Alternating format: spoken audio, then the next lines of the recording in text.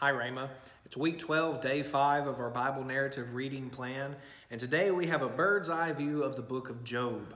The book of Job is actually a lengthy book. It's 42 chapters long, but we're just going to look at the very beginning and the very end. We're going to look at the bookends of the book of Job, and it really helps us get a big picture of what's going on in the book. If you haven't read the book of Job before, I encourage you to at least keep going a little further in the beginning bookend and back up a little bit, a few chapters at the end bookend, even if you're not able to read the entire book.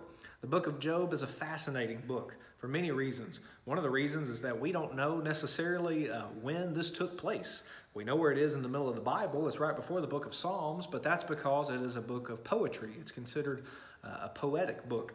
And so it's not placed chronologically where these events took place. We're not exactly sure where we should stick in this story of Job when it comes to the chronology of the Bible. But we do understand why God has included it for us for multiple reasons. We see God and His glory, His sovereignty on full display in the book of Job. The book of Job also helps us understand the question of where is God in the midst of suffering. We get a picture of this in the book of Job, but remember, as you read it, we know what's going on because the narrator of the book tells us. But Job didn't know what was going on as it happened. Job is suffering, and he doesn't, at the beginning, he doesn't understand what's happening in heaven. We're not sure if he ever fully gets a grasp of what's happening in the throne room of heaven, even as we see that God is fully sovereign and in control. So as we look at Job chapter 1, we see that there's a man in the land of Uz whose name was Job, and that he was blameless and upright, one who feared God and turned away from evil. I love descriptions of people like this in the Bible because we see these sorts of short summaries of someone's character, and that we would hope to aspire to something like that. We would want it to be said of us that we were blameless and upright, one who feared God and turned away from evil. We see that Job is very financially prosperous. He is blessed with a large family. And we see that Job is the spiritual leader of his family. But then we see down in verse 6 that there was a day when the sons of God came to present themselves before the Lord, and Satan also came among them. So in a sense that we don't know exactly what's going on, but there are these angels, and they're presenting themselves before God, and Satan, who is a fallen angel, is amongst them. And Satan challenges God. He essentially says, look, you've got this guy Job, and you think Job is so awesome because God is saying, have you considered my servant Job? But Satan says, yeah, that's because you bless him. See what happens when he loses. See what happens when you take all those things away. And so God allows Satan to test Job. That's a big sentence. God allows Satan to test Job. God is fully sovereign, fully in control of all things, even of Satan. Satan is on a leash. Satan can only do what God allows him to do, and we don't understand why God does the things he does. We don't understand why Satan is allowed to do this but not that, and why evil abounds in the world, other than the fact that we know it's all a result of the fall. It's a result of sin. But in this instance, we see a little glimpse into the throne room of heaven, and God allows Satan to test Job. And so we see that testing begin in chapter 1. And at the end of the chapter, Job says, naked I came from my mother's womb, and naked shall I return. The Lord gave, and the Lord has taken away. Blessed be the name of the Lord. In all this, Job did not sin or charge God with wrong. So we see that Job is faithful.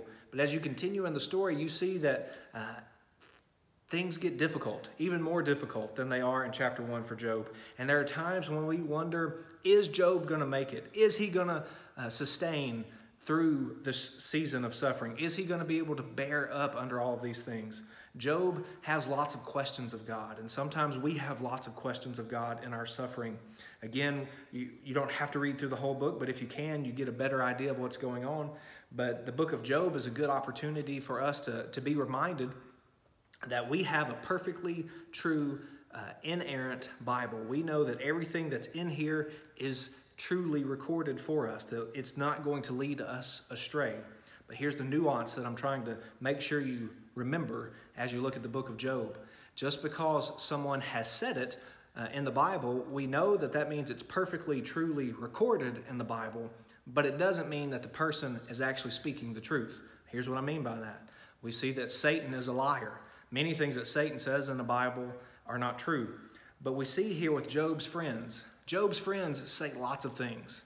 And sometimes we're not sure what to think about what Job's friends say in the book. Sometimes they sit with him in silence, and that's a good thing. Other times they speak to him, and sometimes it's okay counsel. Sometimes it's not too bad counsel, and sometimes it's just out and out wrong. And God condemns them for this at the end of the book. And so you fast forward to chapter 42. Job and God have had quite the dialogue if you've been able to read those few chapters before chapter 42. And Job is reminded of God's glory, and God is vindicated even in the eyes of someone who has suffered like Job has. But then God speaks to Job's friends, and he says, "My anger burns against you and against your two friends, for you have not spoken of me what is right." You have not spoken of me what is right. It's a serious matter when we say things about God that are not true. It's a serious thing when we live out things in our life that reflect something about God that is not true. It's a very serious matter, and God judges these friends of Job, and he tells them that they should go and offer a sacrifice, and they should have Job pray for them, because God will hear the prayers of Job, but he's not going to hear the prayers of the friends. They have acted wrongly much of the book of Job. And so that's why I say we know that it's truly recorded for us, but just because Job's friends say something in the book, don't automatically assume that they're giving good counsel. And let's search the scriptures and better understand the heart and mind of God so that we can give good counsel to others, and so that we can better understand when God allows us to go through seasons of suffering as well. And we see that in the end, God restores to Job even more than he had in the first place. And so as the story ends, Job is able to truly say in his heart what he said at the beginning of the book: "The Lord gives and the Lord takes away. Blessed be the name of the Lord." God is always with us in our suffering, and God is sovereign over all things, even over the work and hand of Satan. Here's a summary of today's reading.